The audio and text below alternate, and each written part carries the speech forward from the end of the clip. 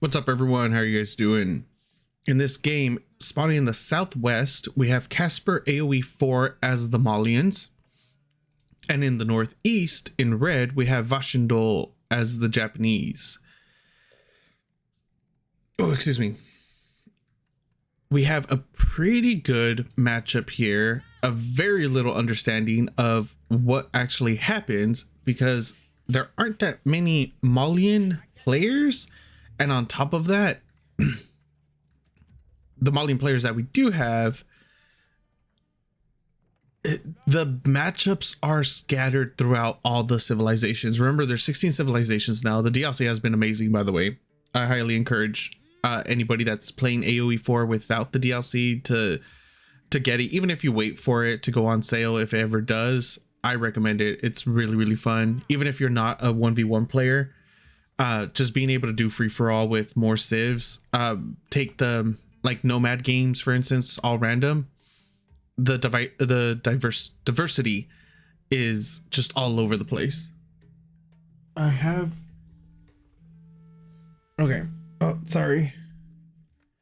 The diversity is all over the place. I do like this opener coming up from our Japanese player, though. He is doing a 2-2 split with his, or a 2-1 split rather, between stone and gold.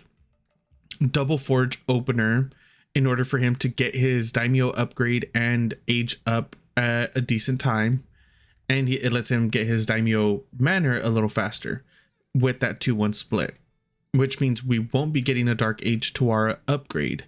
Over here with our Malian player, I think the shift click bugged on him because he had this house queued up and then he queued up the other 3 houses.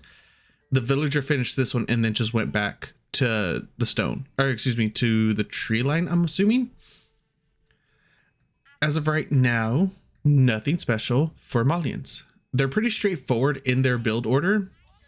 That's a lot of villagers he currently has on food, though. Generally after 10, your 11th and 12th one go to wood, and then you start rallying back to your food, but he's just throwing everything on food. He currently has obviously all the gold he needs, and he's just missing a little bit of food in order to go up in age, or go up to feudal. We're gonna go ahead and see and what timings we have for both of these players. While they are aging up, we do see the Mansa Quarry coming down for Casper, and I'm assuming we're gonna see the Korra storehouse coming up for our Japanese player. What's a good spot for him? Actually, this is a really nice spot because one tile would be right here. Yeah, and then he'll have a little gap and he'll be able to get the wood line without too much of a hassle. Yeah, that's a really, really nice spot. Grab this wood and then it'll be fully encompassed with farms. I just want to take a quick moment, let you guys know that there is a poll currently up on my YouTube channel to for you guys to let me know what kind of I know it may sound trivial, what kind of thumbnail you guys are interested in. What I've been doing recently is half of my videos have in-game footage, the other half have the loading screen as a thumbnail, the one that shows the player colors and the player civilizations. I like that a lot more. It doesn't spoil anything that's happening in the game. It's just a lot more simplistic. That's something that I really like. If you guys have something different or a different preference, whether it's in-game or just the straight up what's it called, the straight up loading screenshot, then let me know. Also, of course, as usual, let me know in the comments what you guys are thinking of the cast, what you guys like, what you guys don't like. Any kind of constructive criticism of any sort will be purely beneficial to everybody. The more you guys let me know what to change, I'll attempt to implement as much as I can. For the most part, I want to try to keep the videos straightforward, game oriented, things of that nature. Oh, one moment.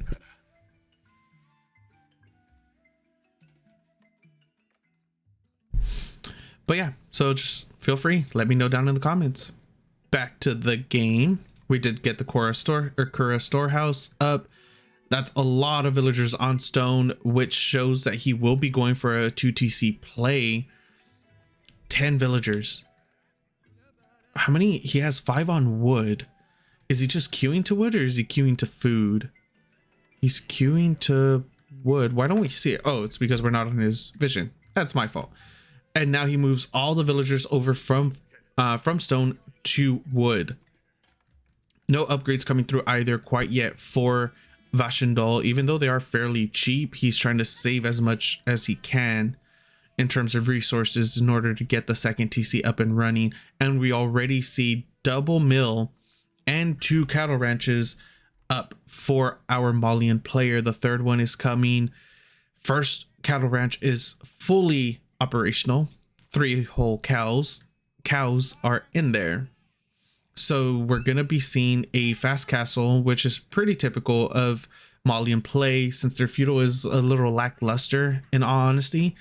That's why you see them try to rush up to castle, get that good cow boom going, go for the Grand Fulani Corral. I don't know why I couldn't think of all 3 words at the same time. My brain just hasn't been functioning at full capacity recently for some odd reason. Anyways, we see the second TC coming down for our Japanese player right on top of the herd of deer to the northwestern side of his base. Gold mine fully operational with an outpost just chilling there. This should be on gold. Yes, it is. No stone. And we have a couple straggler cows. They don't have a home quite yet. It should be coming up pretty soon. He's already sitting at the 100 wood in order to drop it. Archery range coming down as well for our Malian player. And a stable coming up for our Japanese player.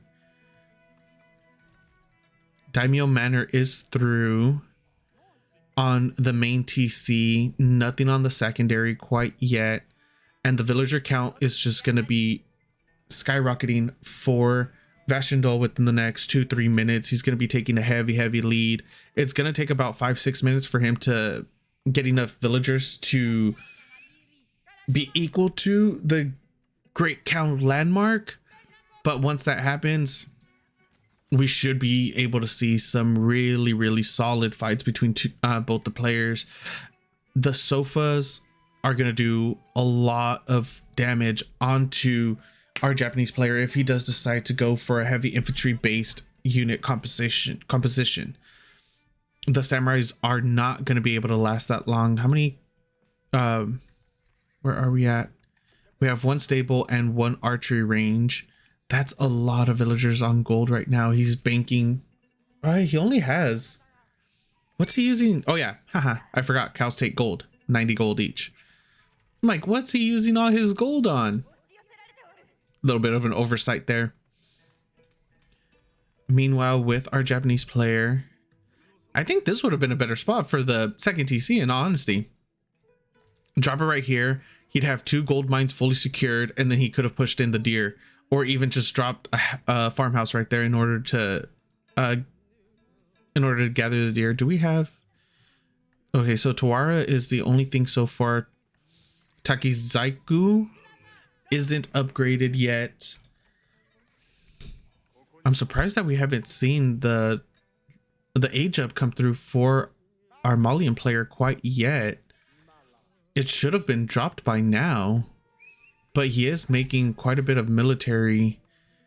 Well, he's only sitting at 5 to 7 right now, so it's not like it's a big number. The first horseman barely survives with 13 HP, even going under the TC and an outpost. A little bit of TC idle time right there for our Malian player. It was only about 5-6 seconds that I was able to notice anyways. Second stable coming through. Vanshundol is going to be sitting on 2 stables, 1 archery, to 2 stables and 1 archery. So I think this is what Vanshundol is going to have to do, is go into a heavy cav style play in order to deal with what in order to deal with the Grand Cal landmark, because if he goes into the infantry, like I said, samurai, geisha, spears, even though spears are supposed to be able to hard counter the sofa do get bonus damage to infantry. It is +2, but that +2 adds up once the Malians get into that critical mass of 18 plus sofa. They're just gonna start melting, absolutely melting infantry. And then when the upgrades start rolling through, yeah, it becomes a very, very devastating devastating unit to deal with.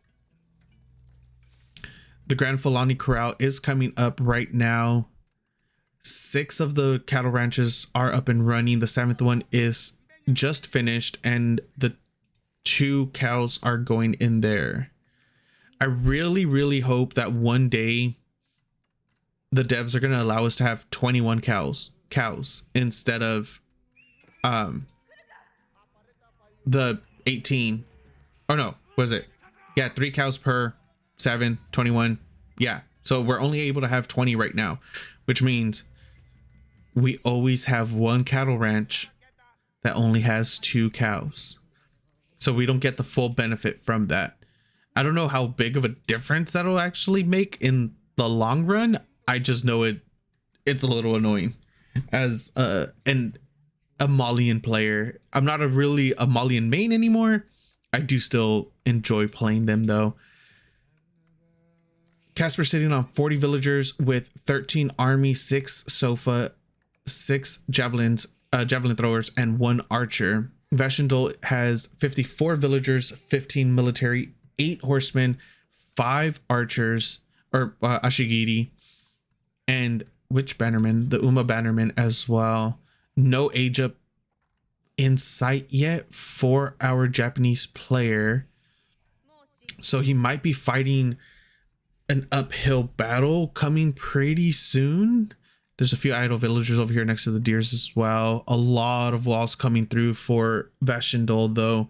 He's fully walled off in the center. He has full walls pretty much done on the western side too.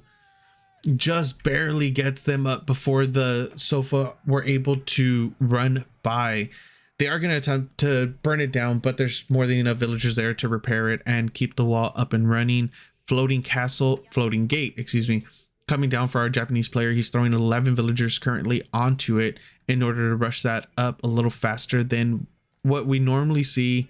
Actually, now that I think about it, it's been pretty standard to see 12 plus villagers going into castle, and I've been seeing more and more players put fewer and fewer villagers on their feudal landmark to age up. These so far are still trying to burn through. That's a decent amount of horsemen, especially with that Uma bannerman there in order to deter them if they do break through. I don't think they're going to be able to. And this wall up. Oh, Casper, you were so close. Is he going to be able to get the quick wall up? No, he is not going to be able to. And those 4 so far are going to be able to deny the wall from finishing over here in the eastern side of Vanshundol's base. The ones on the west side are still being a little annoying. Not going to really get much done. This wall was so close from finishing, and now these 4 so far are going to come in and try to get a few more villager kills. A total of 3 villagers have went down for Vanshundol. So that's a really big force on the western side. 5 archers, 6 javelin throwers, 13 sofa on the west. These 4 sofa that have breached Vanshundol's base are idling 11 villagers currently getting. Look at the little dance right there that those villagers were doing. Casper is able to get 12 villager kills total right now, and he breaks through the western gate with his remaining force. That is a big army. They're going to attempt to burn down this town center. Don't think that's really going to happen. The archers do have poison arrows. Javelin throwers are going to be doing a lot of damage onto the Yoshigiri. There are just too many Sofa at the moment. 41 military for Casper to 13 of Vanshundol.